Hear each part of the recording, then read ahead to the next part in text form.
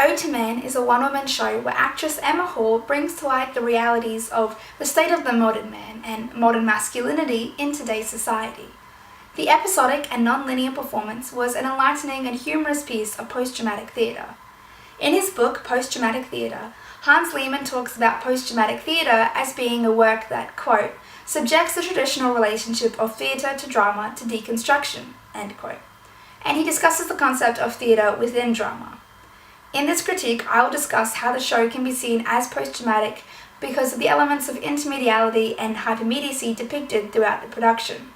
This critique will also explore what may have needed to be added to the production to make it adhere more closely to Lehmann's principles of post-traumatic theatre.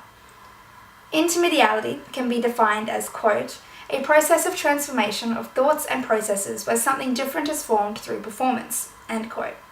In Intermediality in Theatre and Performance, Chappell and Cadenbelt discuss the fact that a significant part of intermediality in contemporary theatre is the use of digital technology in the practice. While a show doesn't necessarily need to have a digital element in it to have intermediality, it is very common.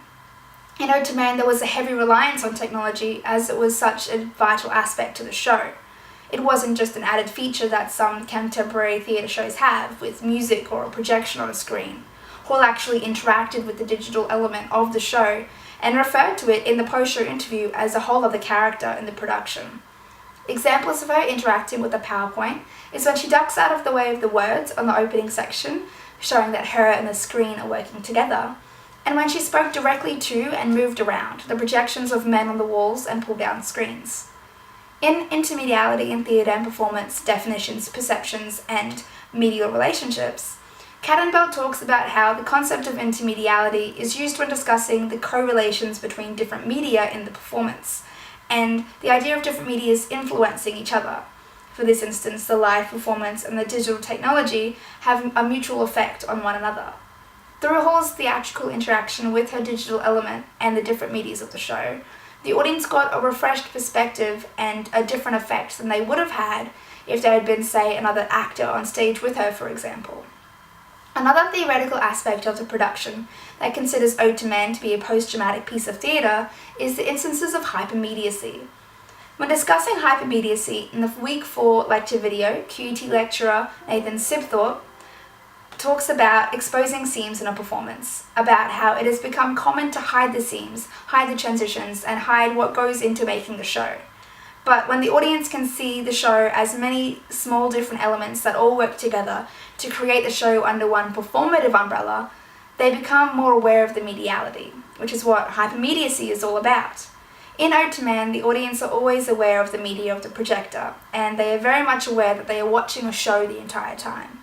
They see her move the props around, they see her use a handheld projector, they see her pull down the screens.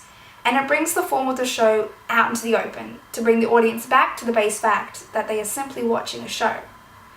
When discussing post-traumatic theatre, a common element that is frequently mentioned is intersectionality. Intersectionality focuses on understanding and addressing social relations and intersecting forms of discrimination, as was stated in the video What is Intersectionality from Peter Hopkins. When looking for an element that could have been added to Ode to Man to make the show adhere more to Lehmann's principles of post-traumatic theatre, moments of intersectionality would have aided the show, although I can understand why they weren't there.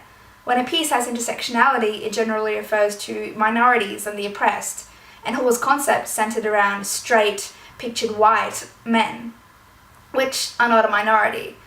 While the content was socially and culturally relevant as she was looking at the current downfall of stereotypical masculinity, now that women can build houses and men can have emotions, and discussed the idea of the modern-day warrior, I wouldn't classify these moments as being moments of intersectionality in the piece. Overall, the production of Ode to Man can be seen to be a post-traumatic and culturally relevant piece of theatre, with Hall's use of hypermediacy and intermediality being present and artistically incorporated into the show.